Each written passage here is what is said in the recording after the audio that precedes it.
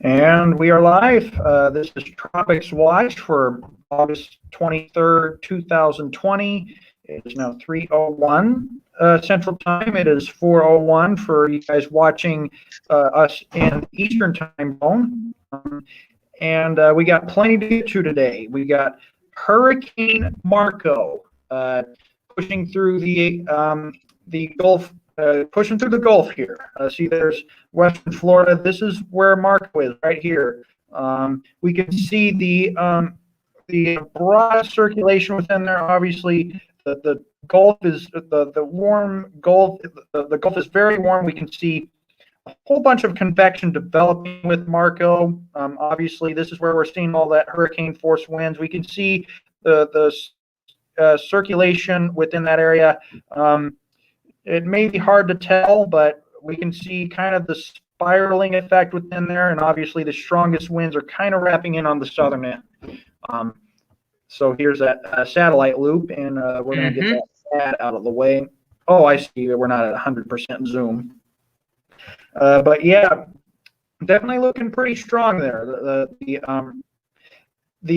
amount of Gulf moisture that it's working with. So we know that it's. I'm gonna go full pretty screen strong.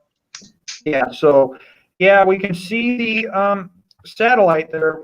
Just how strong the winds are near the center, and as of 1 o'clock, the maximum sustained winds were at 75. And yeah, right now, I believe the sustained wind may be increasing a little bit. We're going to see what the reconnaissance data may be coming in here. See if we have anything. All right, looks like we got the aircraft out there. Yeah, status in storm. All right. 1013.4 at sea level. I believe the latest advisory has us. I'm going to open this. So the current pressure with Marco is at 991, the minimum central pressure within there, and looks like the sea level pressure 1013.4 with that aircraft. It's not in the center. I'm going to check the observations within there. So this is the aircraft reconnaissance data. And I believe that is the Yucatan Peninsula. I can't tell what land feature that is, but it looks like, yeah, that's where we're starting to see tropical storm force conditions being observed off the aircraft. Yeah, I believe this little flag here, that indicates storm force gusts or storm force sustained winds. I believe this is, yeah, the reconnaissance calculates the sustained 1 minute average. There's a whole bunch of calculations it measures, and this is kind of one thing we use. So that's one thing with the reconnaissance there going towards Marco. Let me see what other data we have to work with. Oh, this is the. Oh, 1 second. Oh, this is somewhere off the coast of Florida. It was where I was deployed. Trying to see what land feature that is. That might be off one of the coasts of Mexico. Can't tell if that's Florida. But yeah, we can definitely see the circulation that may be in place within there. KLAL, that is an airport code. KLAL airport. Oh, that's in Lakeland, Florida. Yeah, I was going to say that looked like Florida. That is Lakeland. This is heading towards the storm. So we'll keep a close eye on reconnaissance data. I'm going to try and refresh this data. Yeah. So as of 1938, so that I'm assuming it's 2:38 p.m. Central Time. I'm going to refresh the page, see if anything is changed. Okay, yeah, still the same data.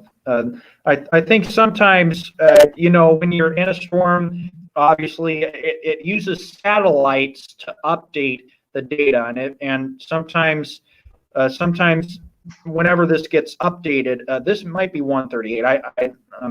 Sometimes I can't mentally change UTC to Central Time or translate. I'm not a mental translator by any means. However, I will reasonably infer that the new data that might be coming in, it may take a while for for it to actually go through from the aircraft or the NOAA servers that'll go around here. And obviously, this is just one of the missions that they have. They have the NOAA 9 Mission 9 reconnaissance in there. And we'll try and see what the new developments come out of that.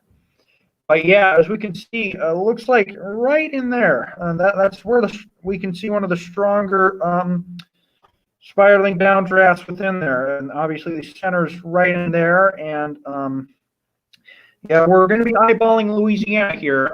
So yeah, we're expecting landfall in Louisiana tomorrow. And we're going to. We need to be ready. I need to be ready for that. Yeah, so we're going to look at the. Yeah, it's still loading. I'm going to look at the model plots. I wonder if we got the brand new 18 Zulu data. Oh yeah, the intensity guidance has just updated. We will take a look at that really soon, I believe. Yeah, okay, so this is what the model guidance does suggest. There is kind of plenty of model spread within this area. Oh, this is actually morning guidance. All right, I'm gonna see what the official cone is from the Hurricane Center, because obviously they are expecting the low to move ashore, and we have hurricane warnings across the southeast Louisiana coast. This actually includes New Orleans as well, and there are storm surge warnings present along the coast as well, because the tightening pressure within this disturbance there, that is obviously going to cause some hazardous seas, rough surf, all that, and potential for storm surge flooding across the coast. So again, please pay attention to advice from your local officials. Obviously, have a good source of news and information present. Have a way to get warnings. Possible evacuation orders along the coast. And yeah, we're expecting, yeah, I'm going to show you guys peak intensity here. So peak intensity here with, this is hopefully the new 18 Zulu data. Yeah, this is the 18 Zulu data. Peak intensity is anticipated within 12 hours. See, a lot of us have peak intensity even occurring out 12 hours, but I believe we are kind of steadily getting there. I mean, just looking at what we got here, the rate of change isn't going to be explosive with Marco, because it's hovering over the Gulf. I mean, obviously it's been mature. I mean, it's not going to rapidly intensify by any means just looking at this. But I mean, we're still expecting consistency with Category 1 strength for the next 12, maybe 24 hours out. And obviously we're anticipating landfall somewhere a little ways around 24 hours, or I mean the actual center make landfall potentially late afternoon into the evening for Marco across sections of southeast Louisiana coast. And it may officially make landfall potentially as a tropical storm, or maybe a minimal hurricane still. And obviously there may still be hurricane force gusts nevertheless. So I mean, there will let your guard down. Impacts, and they'll be more sustained as it makes landfall. And obviously, still, when you're talking about 70 to 75, a little bit over that miles an hour, sometimes maybe the sustained winds could be a little bit higher. Obviously, we're going to be talking about some potential impacts, especially with the waves kind of racing ashore. I mean, outbuildings, mobile homes, obviously will. They may be damaged, maybe destroyed in some instances. Yeah, so have water, have food with you. Make sure you have something. Yeah, sure. So, and obviously when they're more sustained, obviously higher diameter trees may be uprooted or snapped. Some large branches may fall. I mean, damage to roofs, windows, siding, all that. And we could have And an obviously, isolated tornado risk too. falling trees, all that lead to subsequent outages. So definitely going to want to be very careful. And Just here's looking at something the else. intensity guidance. I already checked with the SPC today, and there's already a 5% chance of a tornado risk tomorrow. I mean, is that elevated, Isaac? What you think? So there is that potential for embedded circulations within, obviously closer to the center where there's going to be a tight pressure gradient. We know that. Just I'm going to show you guys the. I don't have the satellite loop open anymore, do I? What about the significant tornado parameters? You probably got that. We're not solely focused on tornadoes. Okay. There are embedded tornado probabilities throughout the day, throughout Monday, potentially into Tuesday as well. Like probably later in the evening, maybe during overnight as well, just within this area. And we can see the low-level based updrafts within there, because and obviously with the recurring cycle downdrafts and with the amount of shear we're working with, we're definitely going to see potentially severe water spouts, like small craft. Obviously, is going to be very dangerous. You're going to want to get to port ahead of this. And I will also point out, yeah, a lot of this spiraling, the shear embedded within this could make its way ashore, and that'll pose an inland tornado risk in some areas as well. We will kind of talk specifically about that as it does happen, though. And again, that's areas probably extending a little bit further inland, a little bit further in. I'm not saying it's going to be like a major tornado event. It's mostly going to be wind, sustained wind, possible storm surge impacts, and definitely heavy rainfall. I'm going to see if we get a WPC graphic up here. Never drive through a flooded roadway. So yeah, Weather Prediction Center. Obviously, we have slight excessive rainfall. Obviously, that's defined as several sustained inches of rain, obviously locally heavier totals. And yeah, here's Laura's rainfall. I'm going to look at Marco rainfall. We'll get to Laura soon. Yeah, so obviously, especially areas near the coast, obviously for maybe up to 6 inches of rain. If I look at this graphic, obviously this is kind of most of the right quadrant of the system. Obviously, the heavier rains will also kind of spiral around near the surface low as it moves ashore. Obviously, some of these areas may not see as much sustained rainfall with that, but obviously still potential. This will aggravate kind of the flooding concerns around the coast. I mean, obviously we still have that storm surge flooding potential as well, so this may kind of worsen that impact as well. And yeah, obviously Marco's peak intensity is coming real soon. Obviously, this is just expected to be a Category 1 for now. We're not really too worried about seeing anything much further than that with Marco. But we are, obviously, all eyes are on Laura. I'm going to get this satellite loop open. Obviously, it may buffer for a bit. But yeah, we can see there's, just by the look of it, I'm not even seeing this in motion. We got plenty of shear work with a, looks like a well-defined center as this moves through what looks like Cuba there. Definitely a very tight surface low within there. So, I mean, they're expecting, I mean, just looking at the intensity guidance with this, I mean, this is what our eyes are watching. But, I mean, this is obviously the consensus is we'll at least make it to a hurricane at the 72-hour peak. So, this would be on Wednesday, close to landfall. And now the track kind of adjusted this. I mean, now they're expecting landfall across the East Texas coast. This is the track cone. Obviously, we got tropical storm warnings for much of Cuba, eastern Haiti, the northern Dominican Republic, the Bahamas, Jamaica, also under tropical storm watches. And obviously, we're going to be talking about potential hurricane warnings across the only official tropical storm hurricane warnings for the United States are associated with Marco for the time being. There's no official coastal or inland tropical storm hurricane watches in effect yet in response to Laura.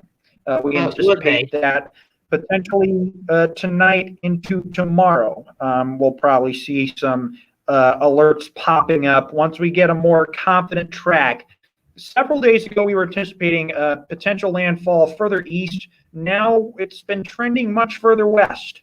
So, it can make landfall potentially around Beaumont, right towards the western Louisiana coast, just near the state line there. That's kind of what we're eyeballing there. And I'm going to get the satellite loop kind of seeing how things are going with. We can definitely see a very tight circulation within there. Obviously, we're seeing some much stronger updrafts or convection really blowing up here just south of Cuba. And obviously, this as the shear kind of tightens, the pressure kind of tightens there. We're going to potentially, this is looks to be strengthening. It is strengthening, Laura. Obviously, we're still a tropical storm as far as we know. But obviously, there are much higher gusts within there. I don't know if we have any reconnaissance out here in Cuba, just south of there yet. But yeah. So we potentially expect hurricane force conditions probably as soon as 48 hours, give or take. And now it looks like the morning guidance showed we had 2 outputs at major hurricane. Or actually, there are 2 at major hurricane, but only 1 is getting us to Cat 4 strength. The rate of intensification there, there's a steep curve with all of these that comes around there. Obviously, there is high confidence of seeing hurricane force winds with this at peak intensity. Just given 1, 2, 3, 4, 5, 6, 7, 8, and 9. Just 9 of these, and we may there could be a combination of some of these factors that if we see a much more steeper rate of increase and just small adjustments in pressure and track. Just anything that terms like pressure that may be ahead of this system.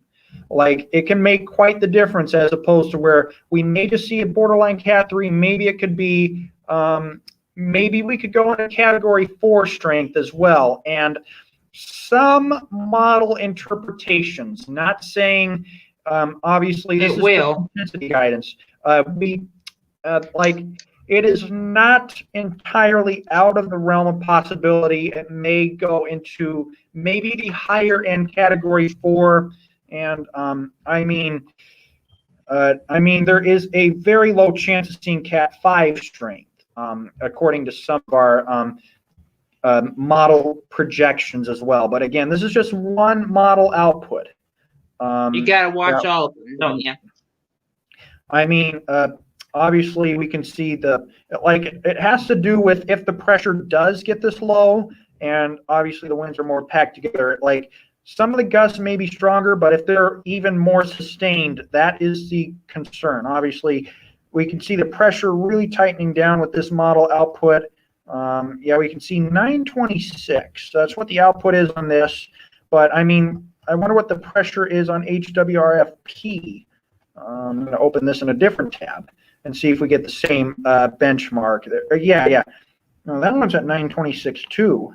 It may be slightly overdoing the sustained wind, but it is still feasible, just given if we have that, if that conducive environment with the further tightening of the pressure if we get if we don't if Marco moves or tracks a bit faster, that's possible. So I mean, HMON, this model has us the pressure at 988. So this may be near or maybe slightly underdoing the intensity with the system, but I mean, sustained winds may still be something worth watching here. Yeah, this one is obviously still, oh, this is 968. I couldn't tell if that was an 8 or a 6.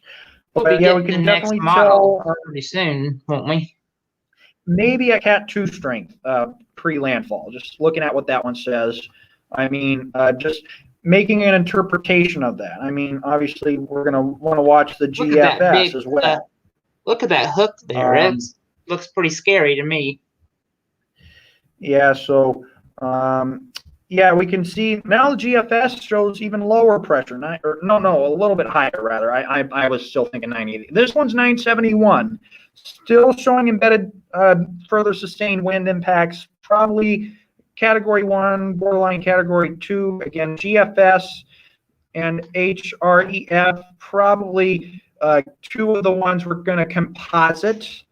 But obviously, we have definite confidence that we're going to see landfall, probably as a Cat 2, maybe Category 3. But, I mean, I am not going to solely go by HWRF and say that we're going to be much higher. Like if we have that window, if Marco is just pushes right off the bat and pushes into like the Ohio Valley and gives this system much more clearance to intensify much further. And obviously, if the pressure does end up getting that low and it gets really tight, I mean, sustained impacts, definitely a concern. Maybe we have that window of seeing a major hurricane. Obviously, a low chance of seeing anything, probably Cat 4 or anything higher than that, but it is not a zero.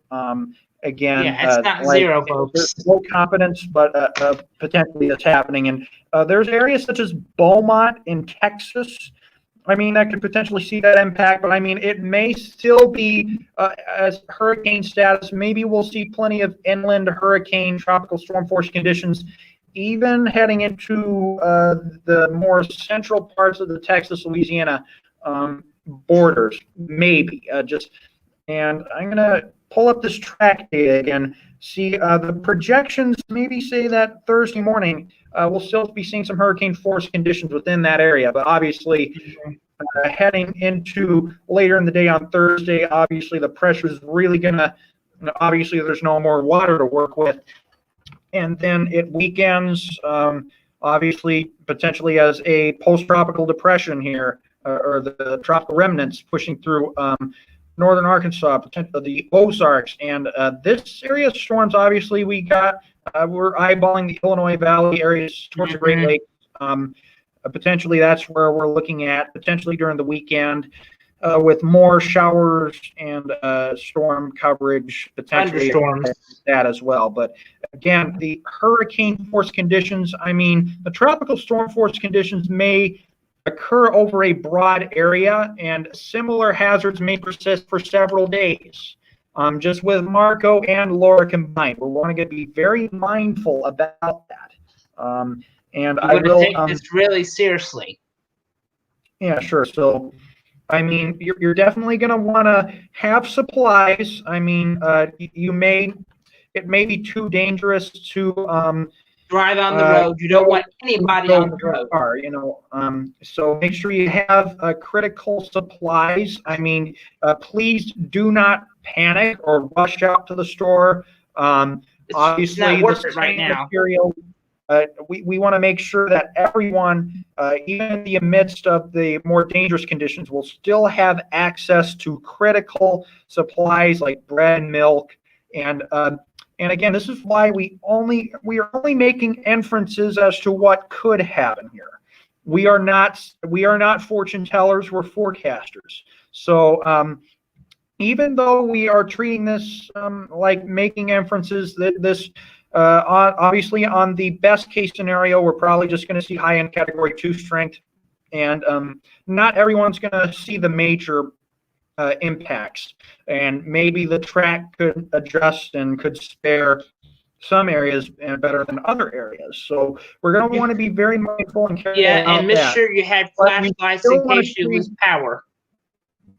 Yeah, and again, you should still prepare for the worst case scenario. Obviously, preparing for the worst case scenario means having supplies in case there is potential landfall as Category 4 or something major. And it's not zero. Again, areas, especially those areas like Beaumont, areas closer to the coast, you're going to want to prepare and also have a plan in case of evacuation orders. Again, potential with the hurricane impacts across areas such as New Orleans with Marco. Obviously, this is just Category 1, Category 2 strength.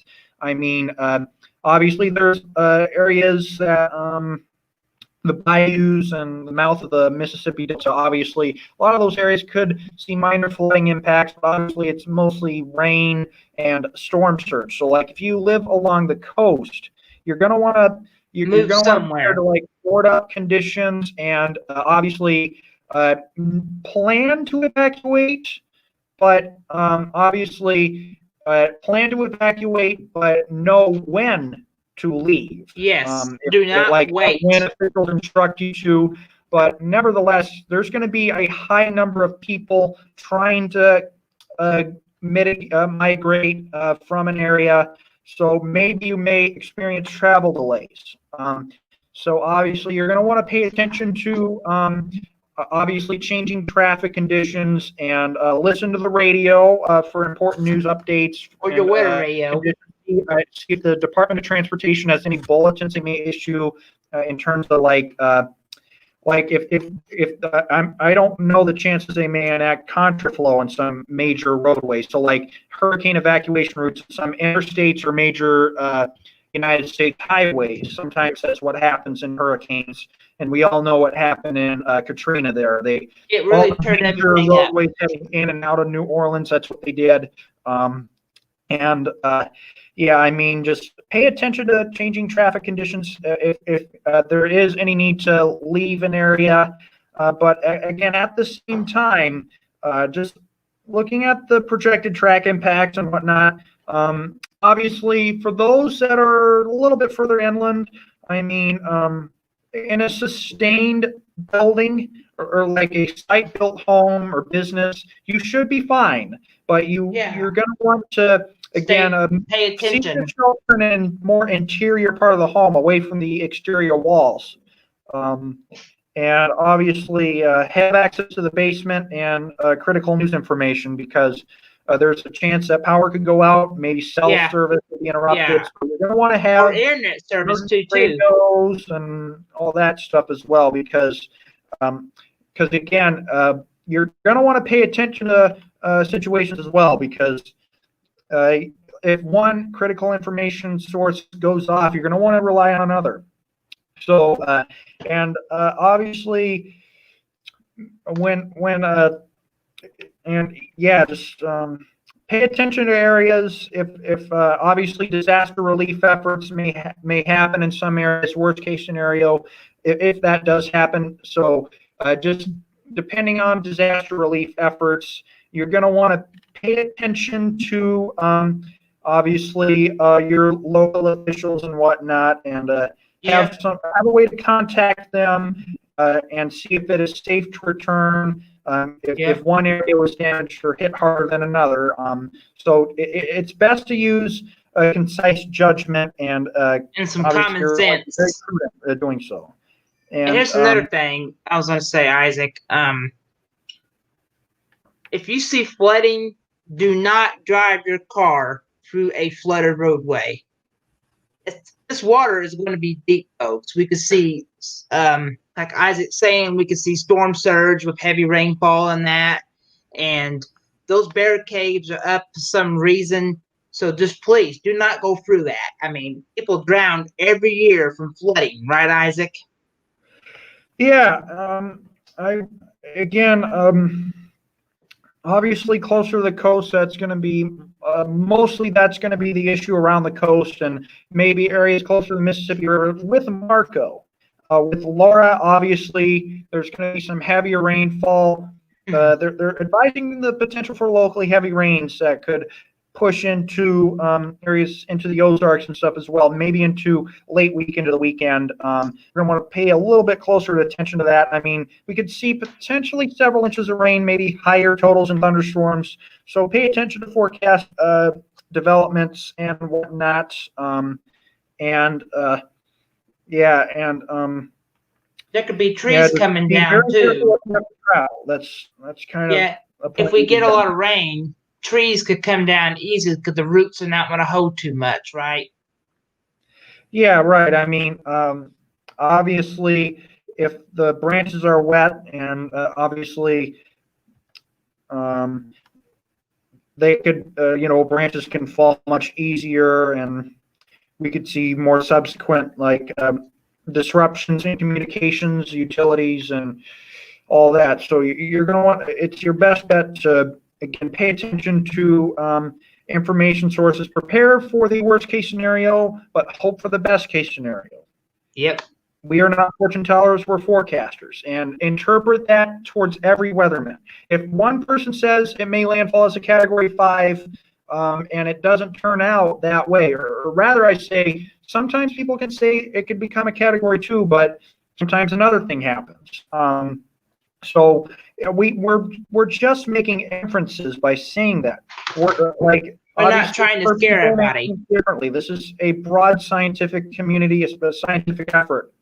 And obviously, news data, and follow NOAA, the Hurricane Center. They have plenty of reconnaissance stuff. They're trying to find out more about these systems. So it's your best bet to really pay attention to those critical new developments. And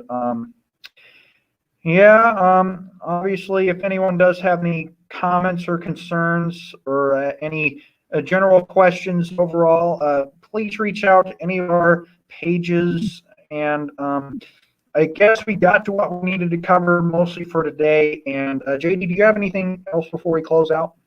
Are we coming back on tonight for the next update? We'll talk about that later.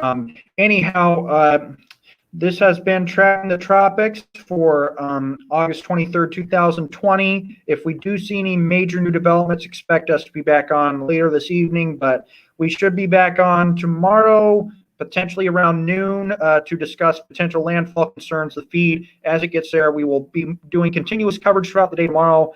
And obviously, we will jump in and anchor when new developments are necessary. And with that, we will be back at sporadic points throughout the week outside of our 3 p.m. Normal time.